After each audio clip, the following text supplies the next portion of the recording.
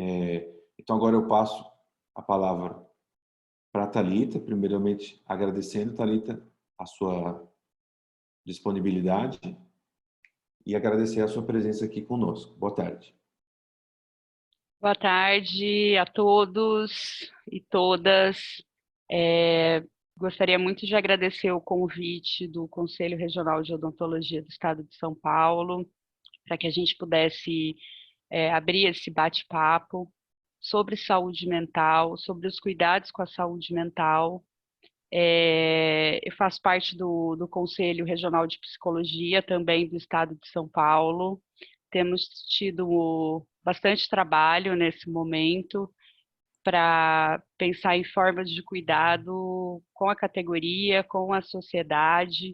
Acho que esse nosso espaço de construção de uma categoria profissional é de extrema importância, principalmente nesse momento em que tudo muda, né, em que precisamos estar cada vez mais unidos para pensar em novas formas de enfrentamento da situação. Então, muito obrigada pelo convite, pela confiança, e espero que o nosso bate-papo seja produtivo e seja válido para todo mundo. Coloquei alguns tópicos na apresentação, porque não tem uma receita, né? Quando a gente fala de saúde mental, não existe uma receita que se aplica a todo mundo, porque saúde mental ela é subjetiva. Cada um tem a sua, cada um tem uma forma de vivenciar o mundo, as experiências e tudo que está acontecendo. Mas tem alguns caminhos que a gente pode pensar junto, que a gente pode refletir e que talvez tragam um resultado mais positivo nesse momento, porque estamos falando de áreas profissionais, estamos falando de economia, mas principalmente estamos falando de pessoas, né? Estamos falando de uma questão que está aí tocando todas as pessoas do mundo inteiro. Então, obrigado pela confiança e vamos lá. Pode passar, Thiago. Tá, deixa eu passar aqui. Pronto.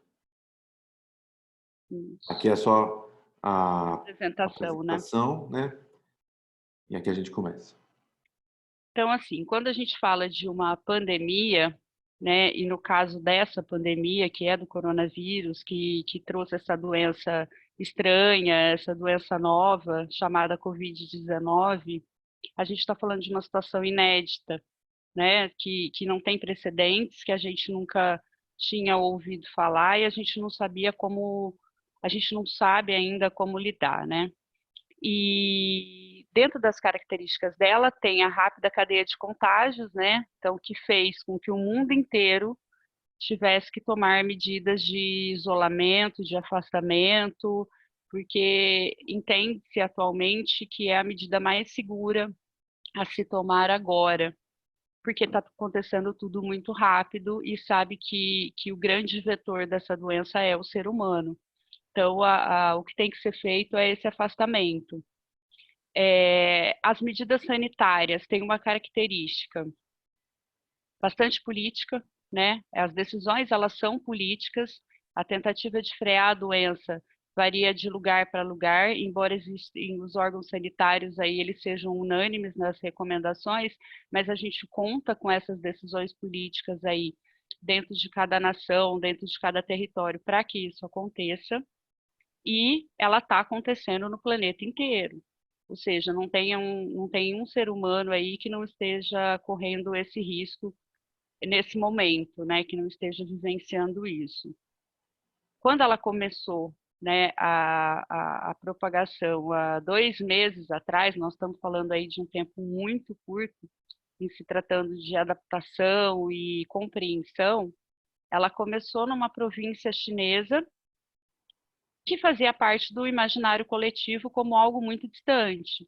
Então, a gente via as notícias do que estava acontecendo na China, né, do que estava acontecendo em Wuhan, e a gente olhava para aquilo e falava, nossa, né, coitado dos chineses, e que sofrimento, conseguia sentir um pouquinho de compaixão, porém aquilo estava muito distante.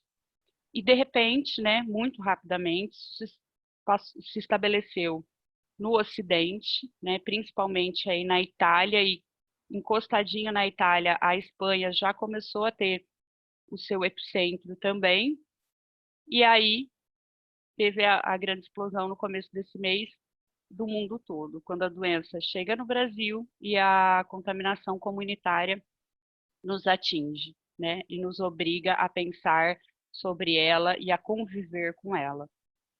Pode passar, Thiago. Então, o enfrentamento dessa pandemia, né, ele é feito pelos governos, né, ele é gerenciado pelos governos, mas ele vem diretamente como uma responsabilidade de cada um de nós, né? Tem uma carga de responsabilidade nossa muito grande, porque a gente tem que assumir práticas de proteção, confinamento e com uma carga de disciplina muito grande.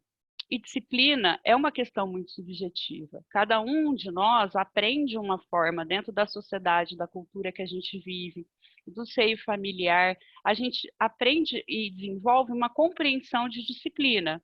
Então, como que cada um de nós, se eu for perguntar para cada pessoa que está aí na sala participando, o que é disciplina para você, vão ter pontos comuns, mas cada um vai dizer um jeito de ser disciplinado. Cada um vai ter um histórico, vai ter uma linha do que é disciplina.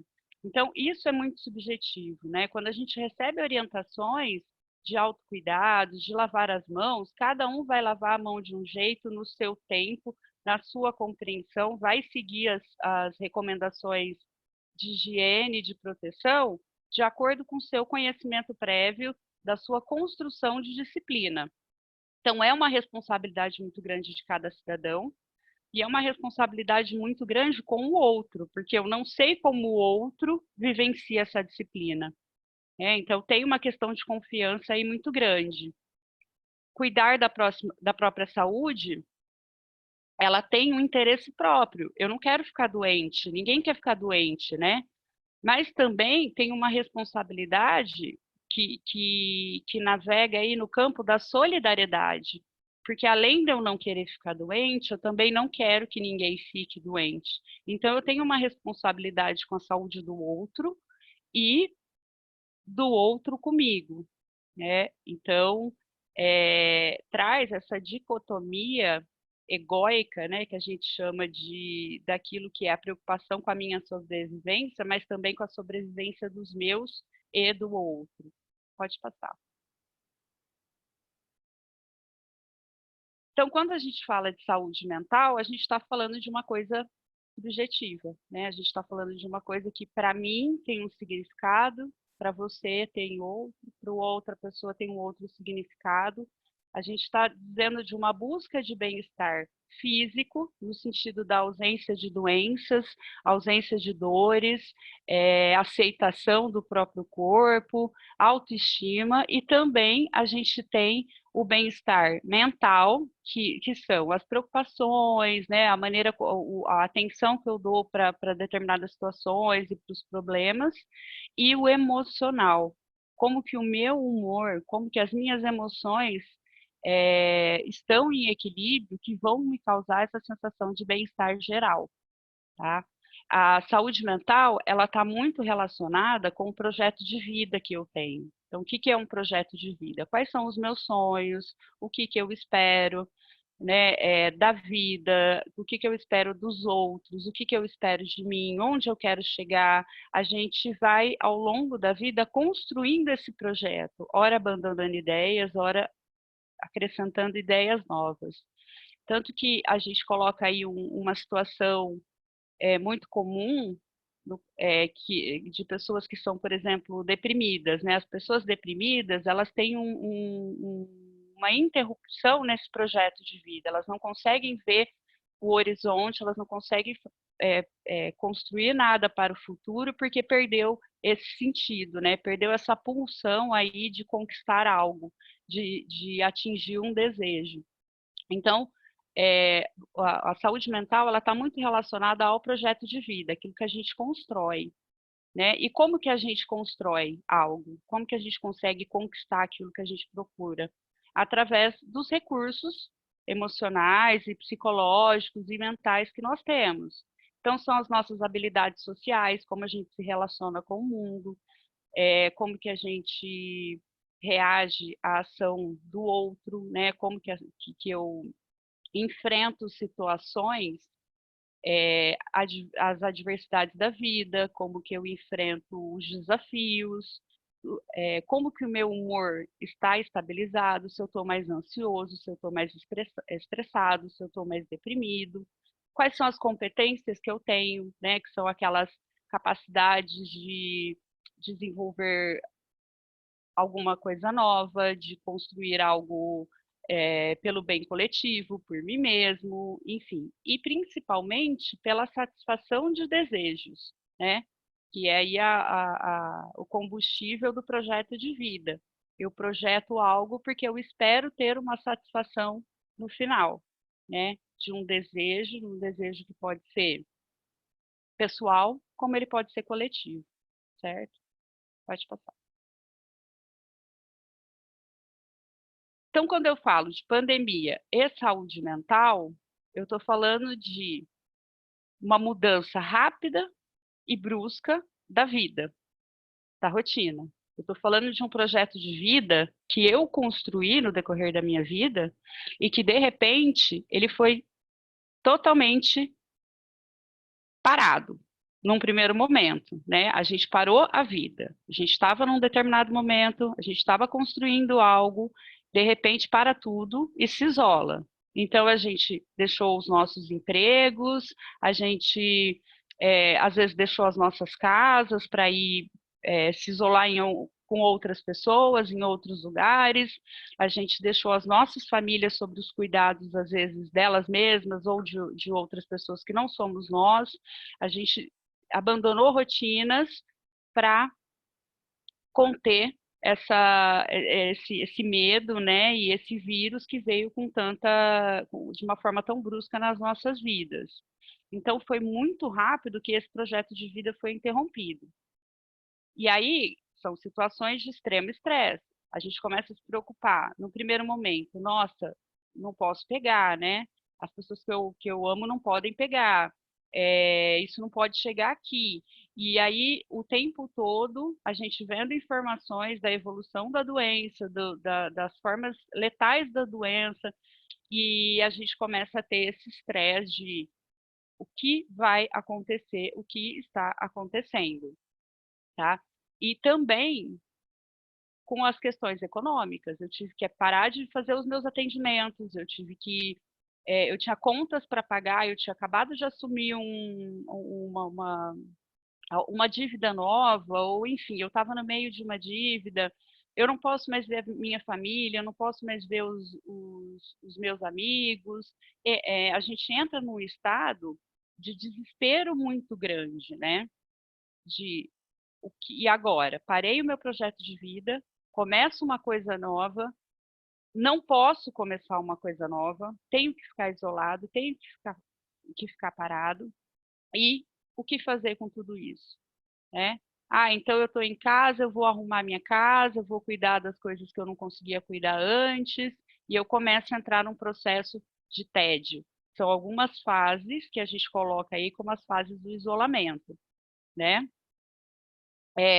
Nesse momento, eu também estabeleço, em muitos casos, uma convivência familiar que eu não estava preparado para estabelecer. Então, tem alguns casais que colocam para a gente assim, eu escolhi essa pessoa para viver, né? Eu escolhi essa companheira, esse companheiro para viver a minha vida e ter a minha família, mas eu não escolhi essa pessoa para viver o tempo todo com ela. Algumas brincadeiras que acabam entrando aí, né, nesse contexto e que fazem muito sentido. Né? E aí a gente não fala só dos companheiros, a gente fala dos filhos, a gente fala dos pais, a gente fala dos amigos, a gente escolhe as pessoas no decorrer da nossa vida, mas a gente não imagina que a gente vai ter que ficar, como está acontecendo agora, o tempo todo com essas pessoas. E algumas diferenças e algumas dificuldades, elas vão ficar muito grandes, muito evidentes. Então, de repente, eu abandono meu projeto de vida, eu abandono meu trabalho e tenho que encarar todas essas coisas. Tá? E o mais importante, não sei por quanto tempo. não sei quanto tempo isso vai durar, porque a gente não tem essa resposta, né? É a grande resposta aí esperada por todo mundo. Quanto tempo vai durar esse isolamento?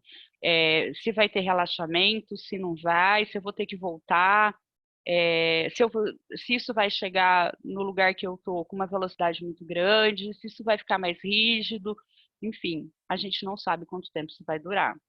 Fala-se de picos em alguns meses, mas a gente não sabe se vai ter uma segunda onda, uma terceira onda. Então, tudo isso junto e misturado causa uma grande confusão aí no nosso emocional.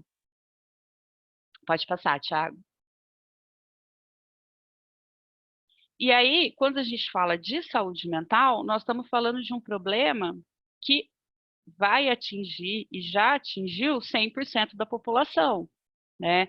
A saúde mental com relação a esse vírus, ela é mais, ela atinge 100%. O vírus a gente não sabe quantas pessoas vão pegar. A gente está tomando medidas aí para que o mínimo de pessoas possíveis peguem. Mas as questões da saúde mental, elas vão acometer 100% da população mundial, por essas questões todas da mudança de rotina e da mudança de vida que eu coloquei para vocês. Então, assim, o impacto econômico que ela vai causar e que ela já está causando no mundo, ele é muito grande, né? Muito grande. Vai ter mais gente falida do que gente falecida, né? A hora que a onda passar e a hora que a gente conseguir de alguma forma controlar isso e poupar as vidas, o impacto econômico ele continua, né? Então vai ser aí uma outra onda de preocupações e de cuidados que nós vamos ter com a questão econômica. Os impactos sociais também, eles vão ter uma longa duração, né? As pessoas vão ficar mais vulneráveis, as pessoas vão ficar mais pobres, a população vai sofrer muito mais a consequência, e isso não vai durar só o tempo que durar a propagação do vírus. Importante ressaltar que, independente de qualquer coisa, cada vida vale, mesmo porque a gente não sabe quem são as pessoas que vão ser acometidas pela doença, né? E a gente está falando aí de um país que tem uma desigualdade social muito grande e que depende das políticas públicas, que depende dos serviços públicos e dos cuidados de saúde na área pública, a gente não sabe o tamanho e a dimensão que isso vai ter, né? Então, volto para uma questão, estou pensando no coletivo, volto para uma questão que depende de um esforço pessoal, depende de cada um fazer a sua parte para que todos tenham um resultado mais positivo e que consigamos proteger o máximo de pessoa possível. E aí, eu começo a ter preocupações, ter medos, pensar em tudo isso que nós estamos falando, pensar que eu não sei quanto tempo vai durar, eu não sei o impacto que isso vai ter na minha vida, eu não sei se eu vou ficar doente, eu não sei se eu vou ter que fechar o meu negócio, eu não sei se eu vou ter dinheiro para pagar as minhas contas e tudo mais, eu começo a ter sintomas que nós chamamos de sintomas psicossomáticos, né? O que são esses sintomas psicossomáticos? Eu tenho tantas preocupações que eu começo a ter problemas em áreas físicas da minha vida, do meu corpo.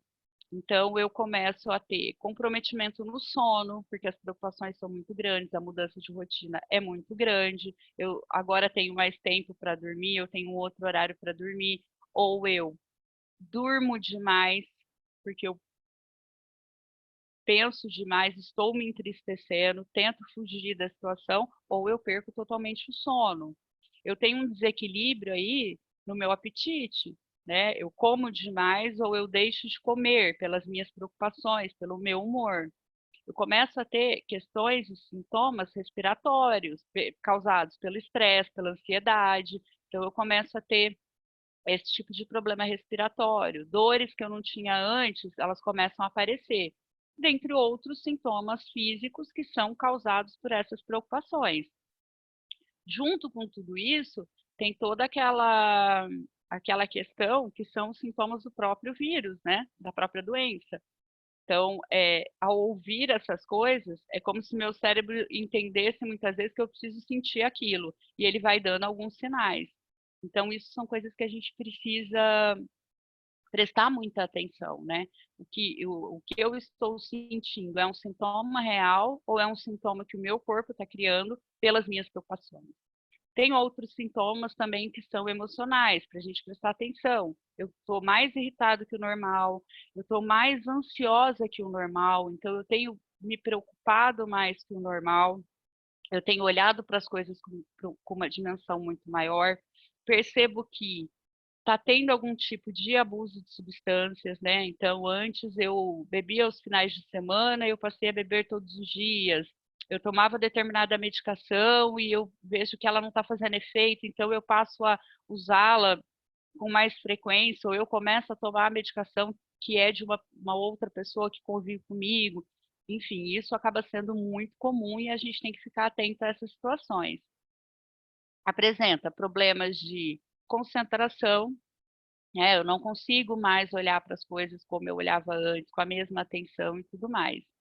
E o principal de tudo isso, que é o que mais preocupa a gente, é que no decorrer da vida a gente vai construindo autonomias. A gente nasce completamente dependente de um outro ser humano. A gente nasce precisando de outro ser humano para se alimentar, para ter os cuidados de higiene e tudo mais, e no decorrer da vida eu vou construindo autonomias.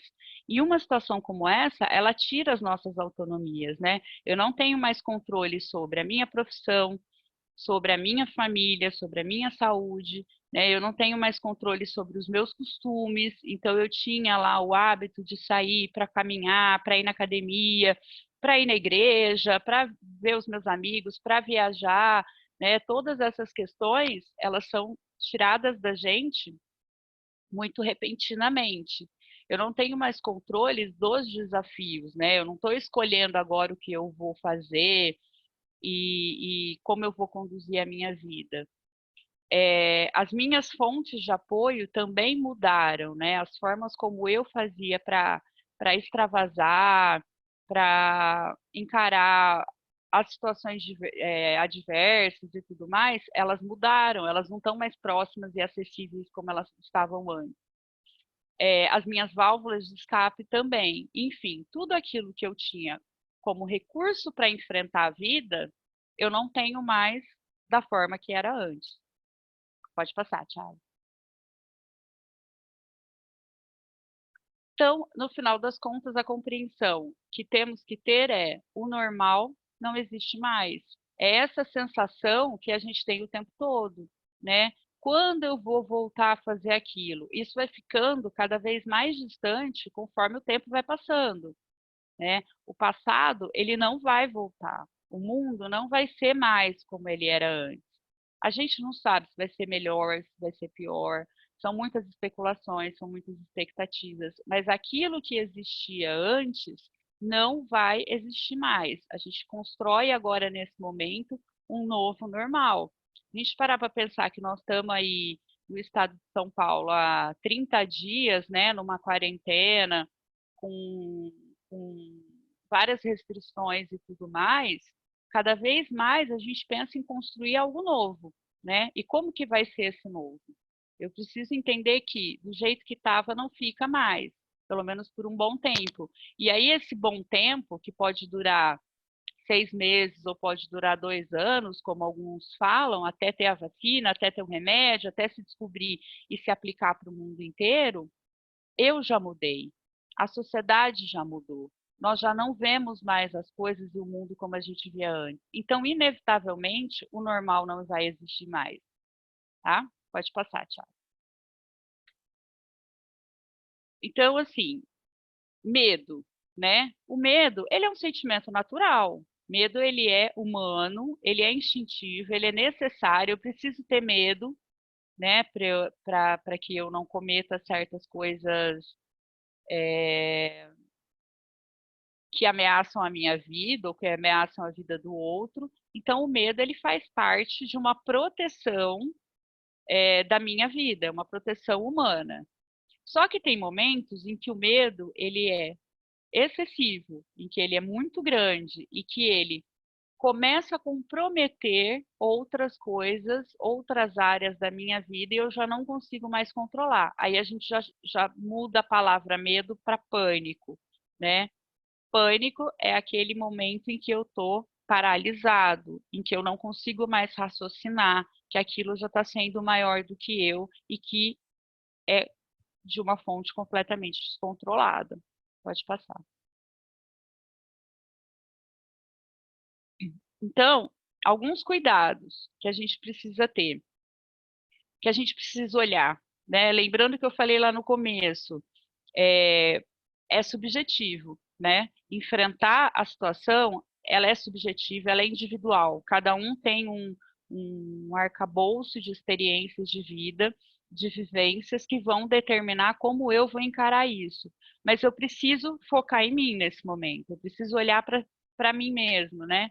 Eu preciso cuidar da minha saúde, do meu corpo, da minha alimentação, do meu sono, eu preciso cuidar dos meus pensamentos, né? Como eu estou encarando isso, como eu estou reagindo a essa quantidade de informações que eu estou tendo, a essa quantidade de preocupações que eu estou tendo. Eu preciso cuidar dos meus sentimentos, das minhas emoções, como eu estou me sentindo, que é uma pergunta que muitas vezes a gente não se faz, a gente vai passando, né? A vida, a gente vai passando os dias sem me perguntar muitas vezes como eu estou e a gente nunca teve tanto tempo para pensar em como estamos e estamos surpreendidos pelos nossos sentimentos e nossas sensações e cuidar dos novos hábitos, né? Dos novos hábitos e rotinas que se estabeleceram. Então,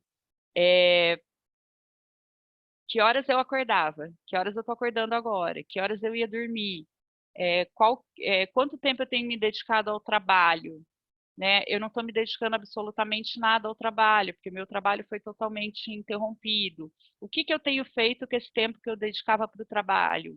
O que desse tempo eu posso ainda continuar me dedicando ao trabalho, nem que seja à distância, nem que seja estudando, nem que seja criando alguma coisa. Olhar para isso, né? Não encarar esse momento como férias, e sim, ou como afastamento total, mas continuar conectando aquilo que existia antes, né? Então, se eu tinha o meu consultório antes e eu passava o dia todo lá e tinha, como que eu ainda consigo me conectar a ele? Né? O que eu preciso fazer ainda? Eu preciso estudar tal técnica, eu preciso melhorar tal coisa, fazer uma reforma, mas tirar um momento no dia para se conectar ao trabalho e se conectar à profissão. Isso é muito importante. Cuidado com o outro, né? Então, quem são as pessoas que dependem de mim? Quem são as pessoas que eu tenho que me preocupar, né? Quem são as pessoas que eu posso me apoiar? Expressar sentimento é algo muito importante nesse momento. E a gente não é criado culturalmente para expressar sentimentos, a gente é criado para ser forte, para encarar tudo, para não falar o que pensa, o que sente, né? Desde pequeno a gente é condicionado não, a sua opinião é sua e tudo mais. Não chora na frente dos outros, seja forte, encara isso. A gente tem esse condicionamento que é feito e que vai moldando a nossa vida social aí no decorrer da nossa vida adulta. Então, é importante falar, né? A fala, ela cura a gente. Falar o que eu sinto, colocar isso para fora, isso pode me curar, isso pode curar o outro, né? Então, eu preciso me expressar de alguma forma. E aí eu posso falar, eu posso projetar através de um desenho, eu posso extravasar através de uma música, através de uma escrita, mas eu não posso ficar com isso guardado só para mim. Eu tenho que buscar uma rede de apoio que faça com que eu consiga expressar o que eu estou sentindo. E aí, se eu preciso falar, eu preciso também ouvir, né? Saber ouvir o que o outro está sentindo. É um ouvir sem crítica, né? Sem uma necessidade de resolução. Se o outro está chorando, se o outro está desesperado, eu não preciso resolver o problema dele, o outro precisa falar, ele precisa pôr isso para fora. Então, ter esse cuidado de não julgar e não criticar o que o outro está falando, né? E realmente prestar o ouvido para a escuta. Resgatar afetos. E aí, afetos, quando eu falo de afetos, não são só as pessoas que estavam distantes, os meus amigos, os meus familiares, mas resgatar aquilo que me toca, aquilo que me afeta, né? Então, eu gostava de tocar violão antes, faz muito tempo que eu não toco. Eu gostava de ver série, eu estava sem tempo de ver série. Coisas que me afetam diretamente, eu preciso voltar a sentir, eu preciso voltar a olhar. E, principalmente, manter o contato social, né? Isolado, não presencial, mas o contato social ele é mais importante que tudo nesse momento, né? Eu estar conectado com o mundo e com as pessoas, seja da forma que for. Pode passar, Thiago. Então, ainda na linha desses cuidados, olhar para a organização dos novos espaços. Então, é o meu novo espaço profissional, eu estou atendendo de uma forma diferente. O novo espaço que eu tenho é a minha casa, que eu vou ter que adaptar, que eu vou ter que criar um espaço de trabalho que eu não tinha antes. Eu vou ter que dividir espaço com outras pessoas. É espaço no sentido de espaço físico, mas também é o espaço das coisas na minha vida, né? Reorganizar os espaços que as pessoas têm, que eu tenho, cultivar a individualidade, que ela é extremamente importante, né? Eu ter os meus momentos, eu não preciso perder completamente a autonomia. Se antes eu saía para trabalhar, como é que eu faço para garantir que eu tenho um espaço eu comigo mesmo? Como é que eu vou administrar isso? E como é que eu vou permitir que as outras pessoas que estão comigo também tenham as suas individualidades? Buscar apoio, que é extremamente importante. O apoio ele pode ser profissional, que tem alguns casos que realmente o apoio profissional ele é essencial, né? E o apoio profissional hoje ele também está se adaptando e ele está se construindo para que aconteça de forma remota também, né? No caso da psicologia especificamente, a gente já tem aí uma regulamentação da profissão há um tempo do atendimento online, mas que deu um boom nesse período, né? Porque com o afastamento aí dos consultórios e das clínicas, houve uma flexibilização na resolução anterior, e aí agora a gente consegue fazer esse atendimento remoto, né, essa orientação remota e esse apoio. A medicina está estabelecendo também algumas normativas de teletrabalho, então, no caso dos cuidados que eu precisar que forem médicos, como que eu posso ter acesso a eles também? Outros tipos de apoio, apoio religioso, né? Apoio social, os meus amigos, os meus familiares, é sempre procurá-los para que você possa se apoiar e para que você possa apoiar o outro, né? Uma coisa que é muito importante aí no autocuidado é não se julgar, né? Ai, antes eu pensava assim, ai meu Deus, eu tenho tanta coisa que eu tinha sonhado, e agora quem sou eu? Agora eu não posso fazer nada, né? Eu deveria ter guardado dinheiro, ou eu deveria ter escolhido outra profissão, ou eu deveria ter pensado. É, olhar para essa situação, que é uma situação que pegou o mundo inteiro de surpresa, né?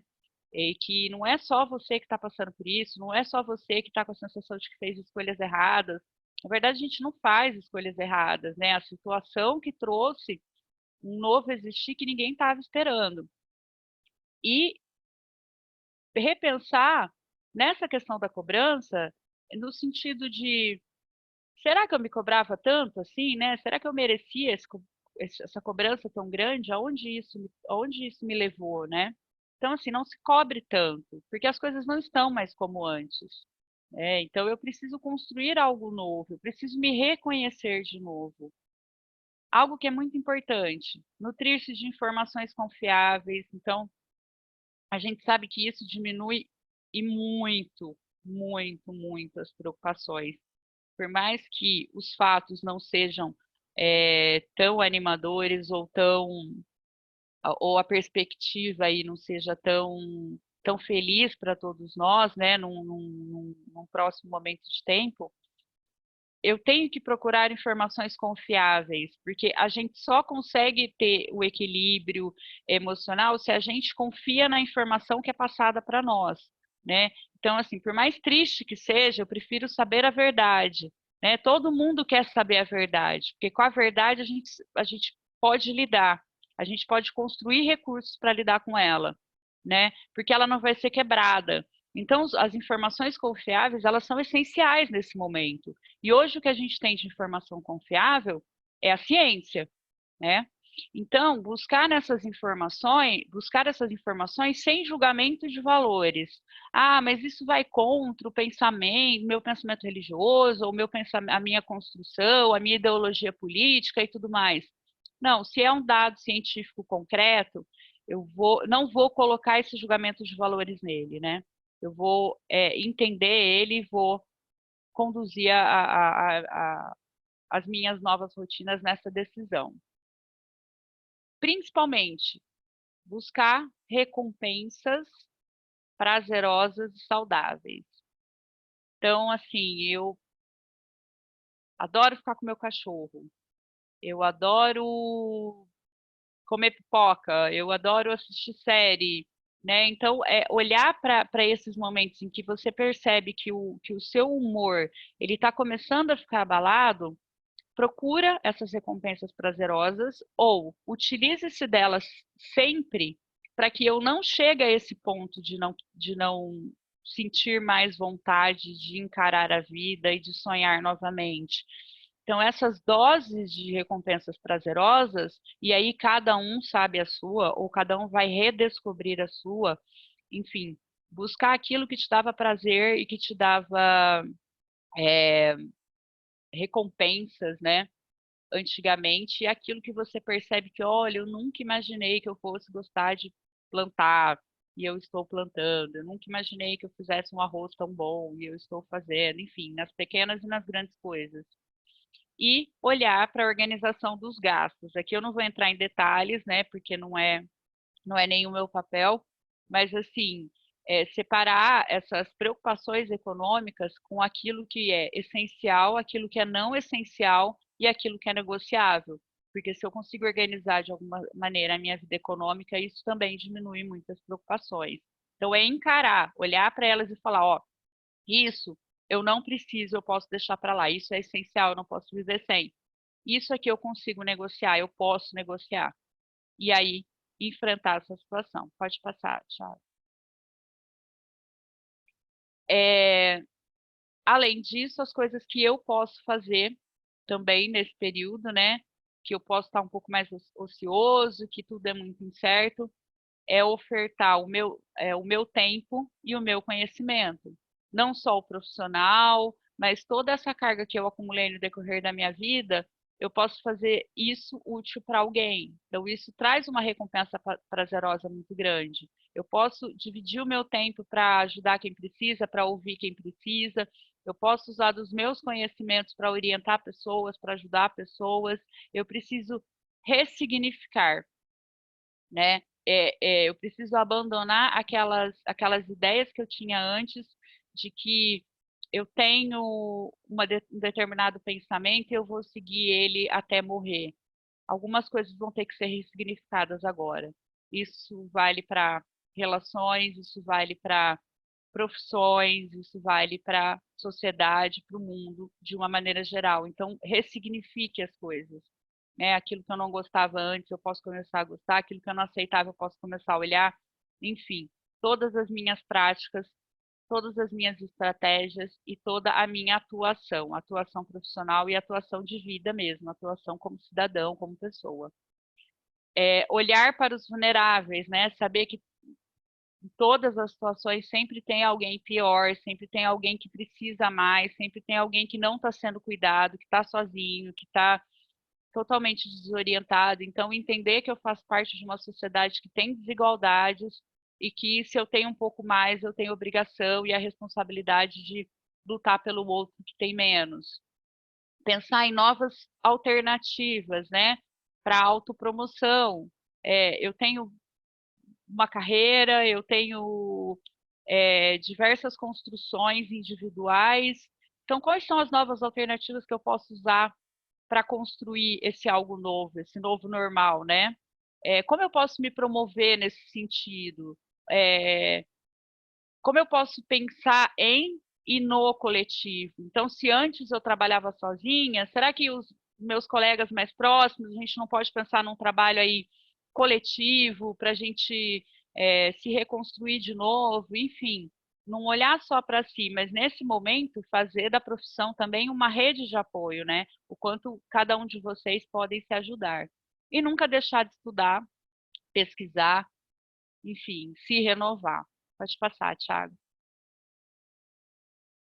Aí, para encerrar o bate-papo, que acho que eu falei até bastante, queria colocar esse repente, né, que o Moraes Moreira, que perdemos a semana passada, e esse artista tão completo, que eu particularmente acho que foi maravilhoso, ele, antes de morrer, ele fez esse repente aí sobre saúde mental em tempos de pandemia, chamado Quarentena, né? Então, ele fala: eu temo vírus e zelo por minha vida, mas tenho medo de tiros, também de bala perdida. A nossa fé é a vacina, o professor que me ensina. Será minha própria lida, assombra minha pandemia, que agora domina o mundo, mas tenho uma garantia. Não sou nenhum vagabundo, porque todo cidadão merece mais atenção, o sentimento é profundo. Eu não queria essa praga, que não é mais do Egito. Não quero que ela traga o mal que sempre eu ativo. Os males não são eternos, pois os recursos modernos estão aí, acredito. De quem será o lucro, ou mesmo a teoria? Detesto falar de estupro, eu gosto de poesia. Mas creio na consciência e digo não violência, toda noite, todo dia. Eu tenho medo do excesso, que seja em qualquer sentido, que por aí escondido, às vezes é o que notamos. Passar o que já passamos, jamais será esquecido. Até aceito a polícia, mas quando muda de letra e se transforma em milícia, odeio essa mutreta. Para combater o que alarma, só tenho mesmo uma arma, que é a minha caneta. Com tanta coisa indacismo. Estão na ordem do dia, eu digo não ao machismo, também à misoginia. Tenho outros que eu não aceito, é o tal do preconceito. E as sombras da hipocrisia. As coisas já foram postas, mas prevalecem os reles. Queremos sim ter respostas sobre as nossas Marielles. Em meio a um mundo efêmero, não é só questão de gênero, nem de homem ou mulheres. O que vale é o ser humano e a sua dignidade. Vivemos num mundo insano, queremos mais liberdade, para que tudo isso mude. Certeza ninguém se ilude, não tem tempo nem idade. Obrigada, pessoal. Muito obrigado, Thalita, pelo seu conteúdo, né, pela sua apresentação. O pessoal que está enviando contribuições aqui pela janela de bate-papo está elogiando bastante, agradecendo a sua participação, né, o conteúdo que você trouxe. Eu estou separando algumas perguntas para a gente discutir agora nesses minutos finais, para que todos tenham, de certa forma, sido acolhidos aqui nesse espaço na medida do possível. A Karina, por exemplo, Thalita, ela pergunta como lidar com o medo, referente agora a esse contexto, né, de pandemia.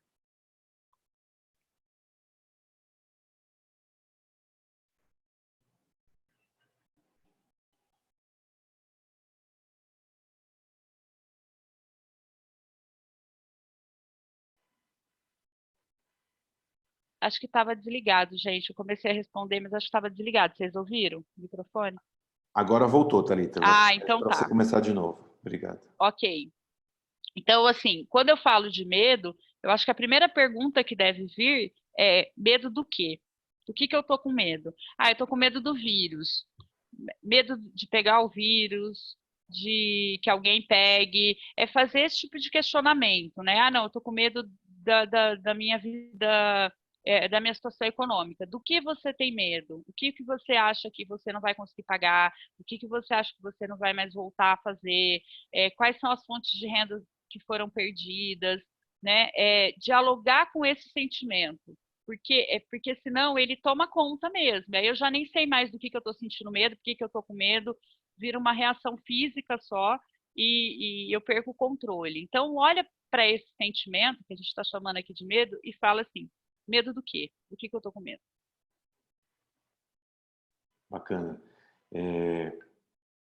Temos mais algumas aqui que eu separei, Thalita. O Ricardo pergunta quais os principais efeitos positivos ou negativos que você e seus colegas psicólogos observam como mais frequentes neste período de isolamento social. Pergunta do É, Ricardo. a gente tem percebido assim um aumento muito grande nos conflitos familiares, né? Que tem acontecido essa situação das pessoas ficarem mais em casa e aí encararem esses monstros da família e muitas vezes não saber como lidar. E essa convivência dioturnamente também gera outros conflitos que não existiam antes. Então, assim, a gente vê uma preocupação muito grande com o futuro, com esse novo normal, né? É uma dificuldade muito grande de entender que as coisas não vão ser mais como antes e elas vão ser como e como eu posso construir isso. Eu acho que elas são principalmente inerentes a essa sensação de incerteza, de quanto tempo isso vai durar e quais vão ser as consequências disso. Porque quem ainda não está sofrendo as consequências fica muito no imaginário, né? Quem ainda tá em casa, mas está recebendo, ou tem uma reserva, ou está tudo bem, esperando voltar alguma coisa, o pensamento domina muito mais. Exatamente. Acho que um outro tema também aqui, Thalita, que tem surgido entre os participantes é sobre ansiedade. Teria alguma orientação prática, algum tipo de exercício, alguma dica que você daria para as pessoas, de certa forma, diminuírem a ansiedade, como um exercício de respiração, uma música, algo Uhum. quando as pessoas sentirem que está chegando num nível muito alto? Sim, a ansiedade ela é uma busca pelo futuro, né? Um anseio por algo que está por vir e que eu não sei o que é, né? Que muitas vezes eu não sei o que é. Então, o primeiro ponto é dialogar com esse sentimento. Por que eu estou assim? Eu estou ansiosa com o quê? Eu estou esperando alguma coisa? Tem uma resposta? Não tem? Tenho controle sobre isso? Não tenho? Posso fazer algo para alcançar? Posso fazer algo para esperar? Dialogar com esse sentimento. Técnicas de relaxamento, de respiração, porque a ansiedade ela gera sintomas físicos também, né? Ela dá falta de ar, ela dá muitas vezes tremor, enfim. Então, é colocar o corpo em relaxamento, fazer respiração, fazer meditação, é, automassagem, são coisas que ajudam a controlar esse sintoma físico, mas o mais importante é entender o porquê dessa ansiedade tão grande, tão paralisante. Uhum. Excelente. Só um aviso para todos os participantes aqui, antes da gente dar continuidade com mais algumas perguntas. Para os colegas que não tiveram oportunidade de acompanhar esse webinar aqui ao vivo, essa transmissão, o Conselho vai publicar no canal de YouTube e depois enviar os links aos inscritos para que todos tenham a chance também de acompanhar essa apresentação, mesmo quem não conseguiu acompanhar ao vivo. Thalita, aproveitando o tempo que ainda nos resta, uma outra questão que tem surgido aqui entre os participantes é sobre uma sensação de improdutividade aí durante esse período. Teria alguma orientação para aqueles, né, que não têm mais aquela rotina do consultório, Uhum. que é tão forte na vida, né, ocupa grande parte do dia das pessoas? Como lidar com isso? Essa sensação de improdutividade, ela é natural e ela é legítima, porque você estava produzindo concretamente, você estava trabalhando e de repente você não está mais produzindo. É uma sensação que a gente, quando tira férias, por exemplo, a gente não costuma ter, porque quando a gente tira férias e programa viagens e tudo mais, a gente ocupa esse lugar com outras coisas que são do prazer. Não é esse caso, né? A gente não tirou férias, a gente simplesmente parou, né? Então a gente parou de produzir. Realmente é um sentimento legítimo. Como é que eu amenizo isso? Começando a produzir coisas novas, né? olhar o que eu posso produzir. Posso produzir novas técnicas, eu posso produzir novos pratos, eu posso produzir, enfim, cada um olhar para isso e falar como que eu posso construir coisas que eu não construía antes e nesse momento eu tenho tempo para fazer e tudo mais. É substituir mesmo essa rotina de trabalho por alguma coisa produtiva. Uhum. A Adriana Murata, Thalita, comenta que existem, por exemplo, as etapas, né, do luto, é, etapas as quais as pessoas passam, né, no processo de assimilação, de luto, quando há descoberta de doenças graves. Aí, a Adriana gostaria de saber de você se existe algo relacionado ao isolamento também, algo em formas de etapas, assim, pelas quais as pessoas passam. É possível falar isso? O isolamento, a gente vivencia um certo luto também, né? Durante esse período de isolamento, porque o luto, ele não é só, ele está relacionado a qualquer tipo de perda, né? Perda de tempo, perda de pessoas, perda de coisas, e quando a gente perde a rotina e quando a gente perde a autonomia, a gente passa por etapas, né? A gente passou num primeiro momento por uma etapa de muito medo, de muita preocupação com os sintomas, com a doença em si, né? Num primeiro momento, todo mundo foi para casa porque todo mundo tinha medo de pegar a doença.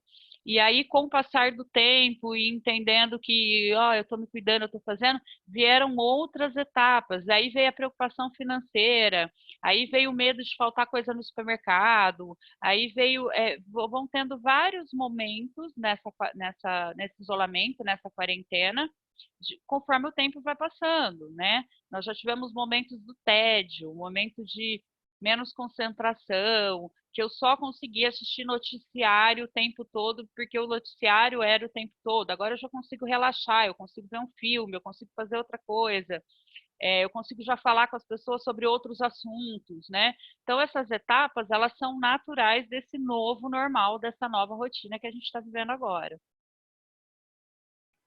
Exatamente. Muito obrigado, Thalita, pela sua participação, pelo conteúdo que você preparou, pela sua disponibilidade de tempo, não só dessa 1 hora aqui, como previamente, né, para preparar esse conteúdo exclusivo para os profissionais de odontologia do estado de São Paulo.